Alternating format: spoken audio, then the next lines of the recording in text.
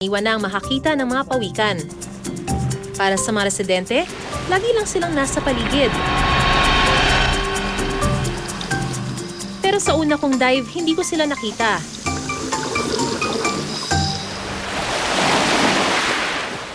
Mahaba pa ang araw. Dali-dali ako naghanda para naman mag-snorkel. Surprisingly, di ba parang hanap ka ng hanap sa malayo. Yun pala, just a few meters away from the shoreline, nandun lang pala yung mga pawikans. You don't need to go far.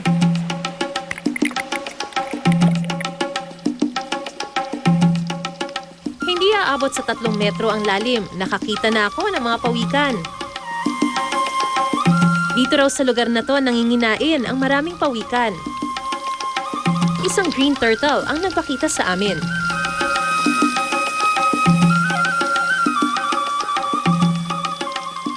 This is the first time na makakita ako ng ganyang mga klase ng mga pawikans na hindi sila halos natatakot o nararatel kapag nilalapitan sila ng mga tao. Nung una nga medyo parang ako yung hesitant na lumapit kasi baka mamaya matakot ko sila or ma-stress ko sila. Pero nung unti-unti ako lumalapit at parang wala naman silang pakialam, kain lang sila ng kain, sobrang natuwa ako na parang ganito pala yung mga behavior ng mga pawikans dito sa Apo Island. Sinasabing hindi nakakarinig ang mga pawikan, pero malakas ang kanilang pakiramdam at pangamoy.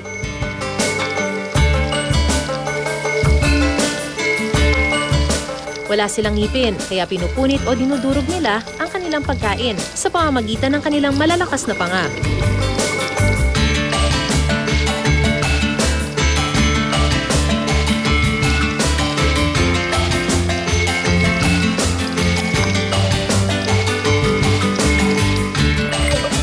Hindi lang ako ang namangha sa mga pawikan dito sa Apo Island. Maging ang mga dayuhan ay nais din silang makita. Apo Island is one of the most beautiful places in the entire world. We were told to come here by our friends, and we came, and it's amazing. And we wanted to play with the turtles. We saw about 6 or 7 turtles, and they were huge. They were about this big, and they looked so old.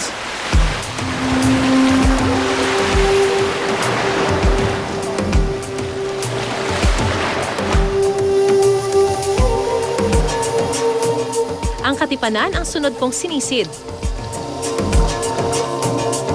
Since meron akong ganong klaseng skills, pwede kong mapuntahan yung mga ibang areas na medyo mas malalalim, hindi lang sa snorkeling. Malaking tulong din kasi na hindi mo lang sila nakikita dun sa feeding area nila.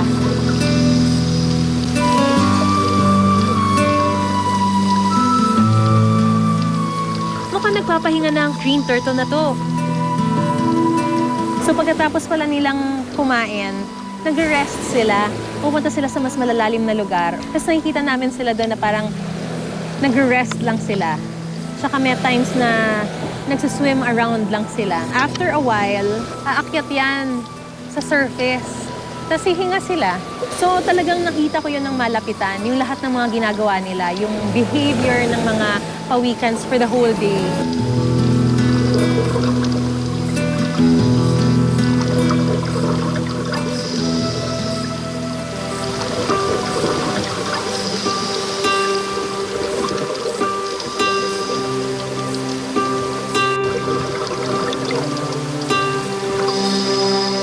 Ayon sa Worldwide Fund for Nature o WWF, tinatayang may 100,000 green sea turtles ang pinapatay taon-taon para makuha ang karne nito.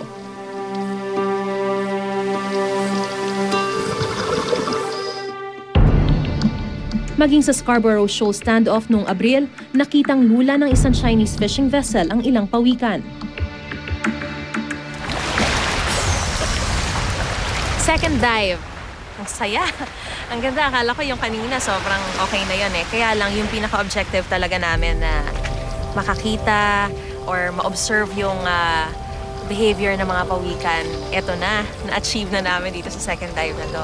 If you will notice, kahit na lumalapit kami, merong certain distance na we are keeping para hindi rin naman natin maapektuhan masyado yung turtle. At the same time, talagang hindi natin siya hinahawakan.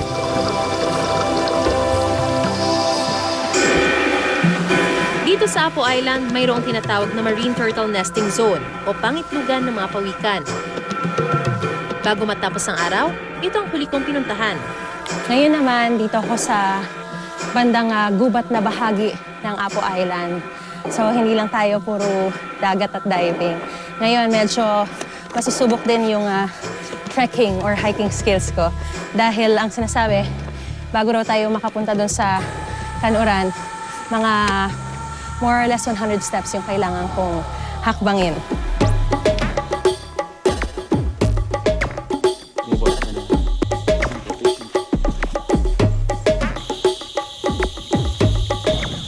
Okay, pahinga muna tayo sandali. Mahaba-habang lakaran yun. Yung pala yung sinasabi nila, no? Talagang dito sa lugar na to, kita nyo walang mga tao, walang mga residente na nagtayo ng mga bahay nila. Tapos, mukhang hindi rin pinapayagan yung mga turista rito. So, malamang yun yung dahilan kung bakit dito pumupunta yung mga turtles, yung mga pawikan para mag-lay ng eggs nila. Mahalagang ganitong proteksyon para sa mga itlog ng pawikan dahil sa mga banta mula sa ibang hayop at maging sa mga tao.